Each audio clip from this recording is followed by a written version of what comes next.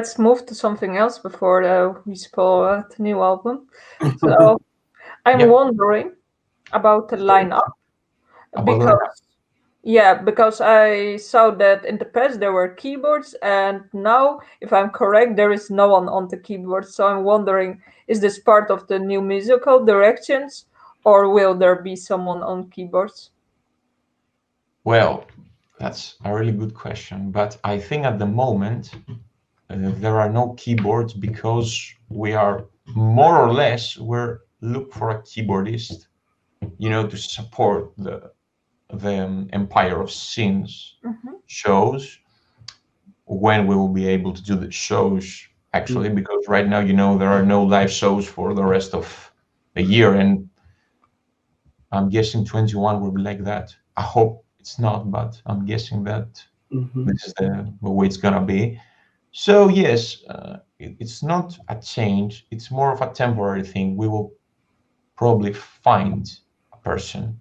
So for those who are watching and have the talent can apply. Yeah. You should send us a message. We are hiring. Cool, Mike.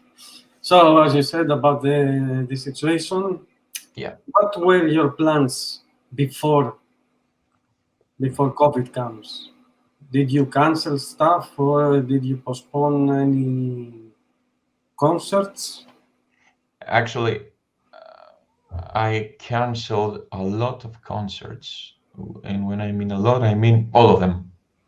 I had scheduled gigs with my band, one of my bands, the Iron Maiden tribute one, Maintenance, where we used to gig quite often, sometimes even 3 times per month. When there was no COVID, no. Yeah. But Silent Winter, you had any plans before? We did. We had a scheduled gig, I think, in April. I mean, it was, I think, April, maybe, not sure. A long time has passed, but we had the continuous quarantine thing. We weren't able to do that, so we canceled the show. We were supposed to support Tidal Dreams in their album release. I think it was in what was the name of the venue? I think it was cannot right now, sorry, but actually, to support Circles of Hell, we did 2 shows, I think, not many. So I'm guessing that when things return to normal, we'll be back with a punch. Yeah. And a new album also. Yes. Yeah. Yes, you will have a new album, yes, this time. So, have you ever played abroad from Greece? Silent Winter? No, but I'm guessing that as the guest told me, there is quite interest. So you might see that in the near future. Would be nice. Yeah, Ireland would be nice. Yeah. I think that the main reason somebody, gets involved with this music and the whole band thing is to gig, to be able to play in front of audiences. And, if you got good music and believe in that music, it's even more satisfying. Yeah, exactly. Because it's like the atmosphere you get. It's the atmosphere. It's like having material that you composed, performed firsthand. It's your music, your thing. You have put a lot of effort and soul into that. So if that gets, people moving, I mean, enjoying themselves, whatever, headbanging. Yeah. It lifts you up. It really lifts you up. So I'm wondering what Silent Winter trademark is, or if there is any. Trademark? You mean like a symbol or Something like a symbol, because if you look at power metal, there are so many bands like Halloween, Yeah. The Pumpkin, Blind Guardian, Storytelling, A Grim Reapers. So I was wondering what's up with Silent Winter. Well, if I really have to think of something, it would be the sun. The sun on the, the ring around the W letter, which seems like a Macedonian sun or something. But when I think of Silent Winter, actually, the first thing that comes in my mind is that ring with the rays of the sun around that. And I think that if you see the covers on both of the albums and the EP cover, it's more like evolution for the band. The first logo was more simplistic, and after that, it had that ring around the W, and that pattern follows to the next album. So I'm guessing it's the ring around the W letter, the sun. Yeah, that's like a very interesting take, and indeed the logo and so on, like it counts as like when you see this, so it makes Yeah. certain sense. At least it caught my eye when I first saw it. I was like, whoa, that's a good idea. Let's keep that for the next album or for shows or for social media or whatever. The only thing you need now for the live show is statue or something with the sun, like with the whole concept you just described. It's really nice. Like, Well, I suppose that's a good marketing idea. We should explore it more now that you're telling me. My mind. so tonight you'll be drawing how the stage will look No, like. no, no, no, no, no. I would tell that to Kyriakos to do it. He's the Photoshop expert, not me. I'm Maybe. like, mostly basic stuff, and those are like not even the best basic stuff you could see. Looking forward to see this song like in a concept soon. So, Mike, how you find the power metal scene in Greece and in general? In general, is really headstrong right now. I mean, power metal gets much more recognition right now as it had 10 years back. Actually, I think it's Sabaton have to do with that, with popularizing the whole power metal thing, and not twisted, presented in its current form. So even though I am not a huge Sabaton fan, I have to give that to them. As for Greece, well, we're like more traditional in our metal, if you could say that. So we don't have many Euro power metal bands. We got great bands like Innerwish, like Diviner, like War Drum, like Black Fate, like Sunburst. Probably there are a ton more, but I'm forgetting them right now. But when we refer to power metal, these are some of the names that come back. Firewind, of course. These are names that come to mind. But these names and their music and how they present it, it's really something completely different from the power metal that you are used to hearing from a label like Nuclear Blast or Napalm Records, where they have bands playing like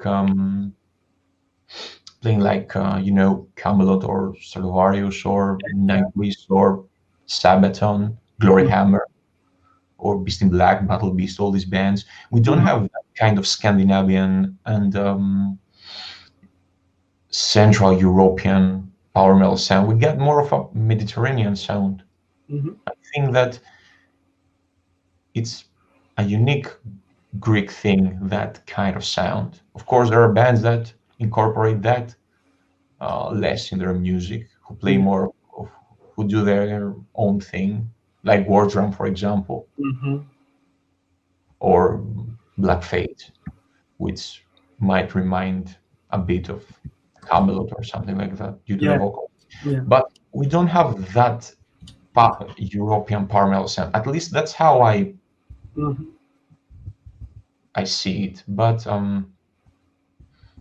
Silent Winter tries to incorporate that power metal sound, but not completely.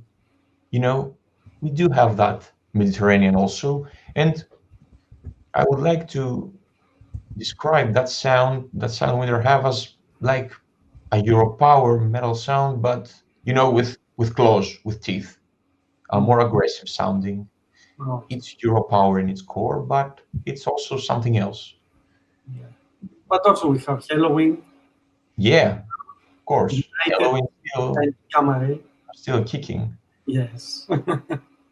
So let's see, because Halloween preparing something, I think so. Well, there's a Greek comment. For me, it's Chinese. Yeah. Okay. You want me to translate? You want? He's saying something like, you know, every night. How can I say it so you can? Yeah, it's a bit. Yeah, it's more of a Greek thing. It's a Greek thing. You wouldn't get it as Joker says. As it's a Greek thing. Smoking the cigar is like you wouldn't get it. Yeah. But it's a good thing. Yeah. Thank you for this. Encouraging thing to say. Cool. Let's go to a Christmas spirit. Yeah. So I found it interesting that you got involved with Snowflakes Christmas singles, and you made with them the single Holy Land of Fire and Snow. Holy Land of Snow, yeah. So I was wondering, can you tell us how it all began? And what did you do differently than usual to give it a more Christmas spirit? I think that the Christmas spirit comes with the lyrics in the video, because vocally I was like, you know, I tried to approach the usual power metal cliches that, you know, a singer does, you know, high melodies, long notes, long and high notes, tons of harmonies and multi-layered vocals. But we first did another version of a Christmas song. You know, We Wish You a Merry Christmas in a metal version, and the guys from the band liked it, so they wanted to make a whole original song based on Christmas themes. So we did that song because the first one was like, I'm guessing, not so original, because we just reused the original jingles. So we decided to release it on a vinyl and include also the first one. Yeah, it was like super fun doing that song. It's actually on the sessions of Empire of Sin, so sonically it's more of the same. I mean, production-wise, it's more of the same, and sonic, I guess. But it was a blast. It was fun time. And I'm wondering, how did you get in touch with the Christmas company, Snowflakes Christmas Singles? Well, I'm not really sure, but I think that Kyriakos made the contact with a label, and they were interested in, you know, releasing the vinyl, which it's really good looking, and I don't have my copy yet, but I can't wait to get my hands on it, really. And I think it's available for sale right now. Yeah, so I think I posted. It's interesting to have like a vinyl for one Christmas song. It's like an interesting idea. You know, it's a way to, you know, be relevant in the spirit of the days, I guess. Yeah. Good. Yeah. We need some new Christmas songs. We had Maybe a new one next year. Maybe no, I an- mean, we had enough with the usual Christmas songs. So actually, many bands are doing that Christmas songs right now. I watched some other videos. mhm. Oh my God. Again. Yeah. I could do that actually if I'm allowed to go out and sing, because in order to go out and sing you need to have a proper Yes. excuse with the SMS. Otherwise the Yes. police gonna give you a Fine. fine, and Yes. it's And a this really fine. Otherwise, why not? We should do even a Christmas live dressed as Moses or whatever. I don't know. But you have to wear a mask also. You cannot wear a mask and sing. That's out of the question. That's why I will get a fine if I go out and sing, even for my macarona, I guess. Even if I'm not making money out of it, I'm gonna get a fine. It's a Greek stuff. Yeah, Yeah. it's a Greek dessert. Greek sweet for Christmas. Cool. So, Mike, can you tell me your top five power metal bands? My top 5 power metal bands. Ooh, that's a question. So, I think the first should be Halloween. I mean, who else could it be? It's Halloween.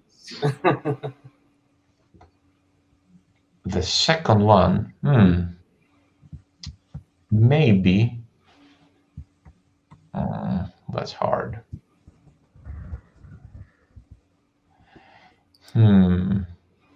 Damn.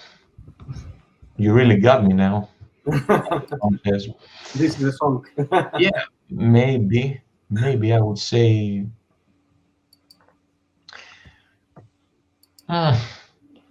maybe I would say Lost Horizon, because it's like a personal favorite band. They have only 2 albums. I don't know if you guys heard them. Their singer is like one of the most amazing power metal singers ever to grab the microphone. Then of course it would be stuff like Angra, Blind Guardian, Gamma Ray, and if you count Sabaton as power metal, I'm not sure if you do. Not really, but yeah. People in Greece, when they think of power metal, they mention Sabaton a lot of the times. That's why I'm asking. Yeah. We call that type of sound power metal, even though it's not, the usual double bass stuff, but or even Stratovarius. Yeah, why not? That's more. It would be like the 5th slot. It would be between Sabaton and Stratovarius, something like that. Also, me, because I'm a very power metal fan. You can see Halloween, Stratovarius. I do. I even see the cities in the back. Yes. Yeah. Motorhead. That's a pretty good power metal band, or not? Yes. Yes, it's a good band. I saw them live. Or they are. Nightwish. Yeah. Nightwish. Oh, I love Nightwish. Yeah. Actually, all the periods. All the periods. So you like all the eras. Sorry, all the eras. Even the first ones. Even the Mirror before Floor and after. Yes, I even like those albums. I think that Nightwish is the Iron Maiden of our time, in a way.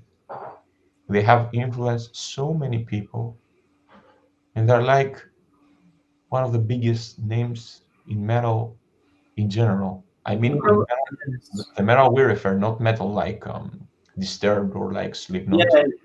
You know that melodic Euro metal sound, which many bands borrow or even copy.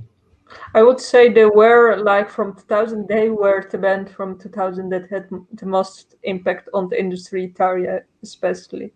Yeah, definitely. Like every band, like a lot of band have their roots from Nightwish. So yeah.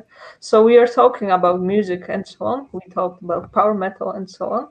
But do you listen also to other genres?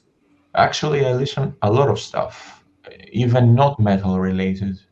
And I also happen to have discography on many stuff, not metal related, but Such as? such as I really like soul stuff, you know, the old soul stuff. Soul? Yeah, like Tom Jones, like that kind of stuff. And a lot of pop stuff, 80s pop, for example. Kim Wilde? Yeah. Yeah.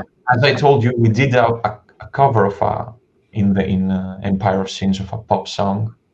Mhm. So the guys in Silent Winter are also huge pop fans. You know, there is a lot of stuff happening in pop that you also hear in metal. Actually, more than a lot. You know, the whole harmonies, the whole big sound thing comes from pop. I even like some modern pop, you know, stuff like Ariana Grande. I love that stuff. You know, I don't listen it daily, but when I do, I enjoy it. I like it. I try to keep, you know, my mind open in all that stuff. It doesn't have to be that you're like the metal guy who should diss on non-metal stuff, or just Yeah. because I happen to sing metal doesn't mean that I am not able to enjoy non-metal stuff. Yeah, exactly. It's broad-minded. I'm a big pop fan as well myself. So it depends on the mood. So Yeah. Oh, that's also a big factor. Yeah, I agree. Mike, what was your last concert that you were as a fan, That I attended. not with the band? Yeah. Um, I think, oh, it was quite a long time ago, the last concert. Hmm. Yes. I think I'm trying to remember if it was a local concert or a big one. Okay. Mhm. Yeah. You've I been to any metal festival, big metal festival? not sure right now, sorry. Big metal festival? No. Yeah, I mean, I was outside. hoping that the sort of Rockwave festival that In would be Greece. here in Greece that would Mhm. bring Merciful Fate would Okay. happen, you know, Mhm. previous summer, but never did. No Merciful Fate. No nothing. Yeah. No Judas Priest. No. Yeah. So Yeah. no concerts as I told you. Mhm. No, I mean, you never been to a festival outside of Greece as Oh a yes, I've been. as a fan. I've been. You've been, yeah? Which one? I think that I've been to Keep It True Okay. 2 times. Never to a huge one like you know, like Okay. Garage or something like that. Never had the time to attend. Or Mhm. actually, when I had the time, I didn't have money, and when I had money, I didn't have the time. So it's like a lose-lose Yeah, situation. So that happens a lot. but I've been in big ones in Greece and some not so big, minor, not minor big, of course, but not really big, but big enough Yeah. in around Europe. But when things do get better, I think that I will book some tickets for sure. Yes. If they get better, but I am positive that they will Yeah. sooner or later. Think positive. Yeah, that's the only thing you can do actually. Think Uh, positive. yes. so that was all from our side. Now we have the viewers' questions. We'll pop up one by one. So Van Nuevo, helicopter is banging. Mike, I want to ask you about your collaboration with Fortress Under Siege. How was this experience? You were recorded your vocals with Fortress Deva Sounds Studio. Yeah, So, well, I did that. I did the vocals for the Fortress album, I think, 3 or 4 years ago. At the same time, I was recording, I think, Circles of Hell, or a little bit before, not so sure.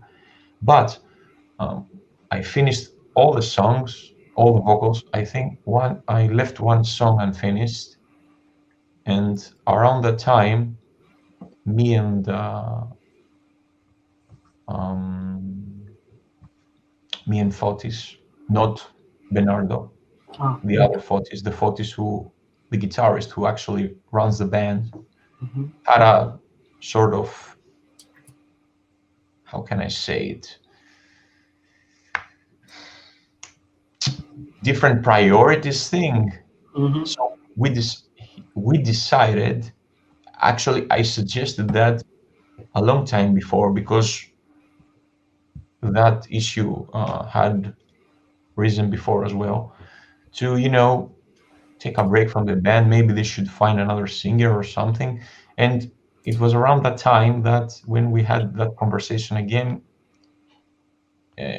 we decided that there's no point in continuing it. And I told him that maybe right now that I finished the record, it's a bit too late.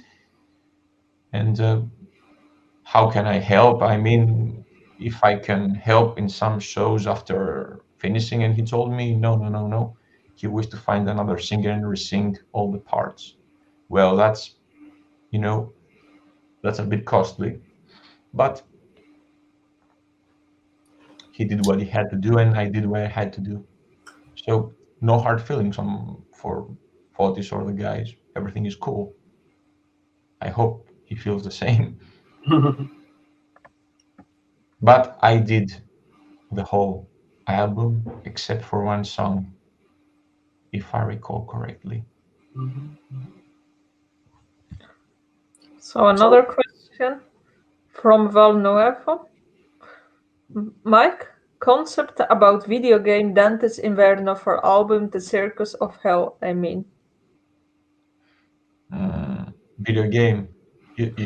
So, Yeah, so what he's saying is that there should be a video game with graphics from the lyric video of Circles of Hell. That's a good idea.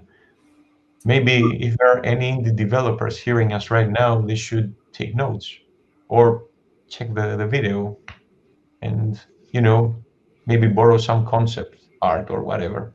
That's a good idea. Cool stuff. So we have another question from Paula from Mexico. Hello, Paula. Hello, Bob. They always for World Metal Mission. So he said, I'm not sure if this question came up, if Mike mentioned something about it, but in some point he would like to play music for another different metal subgenre. Oh, I didn't, but the truth is that I would like to try something because, I'm into many metal things and subgenres, and I'm not like, focused on power metal. Would you do black? If I could black, Yes, black metal.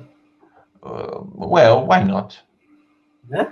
If somebody approached me with a project and I like the idea, I would definitely try. Actually, I have sung some death metal and black metal, but that's a different topic. But for original material, I would definitely try something different. If I enjoyed it and I thought that it would fit me and I would fit the material, I would definitely try it.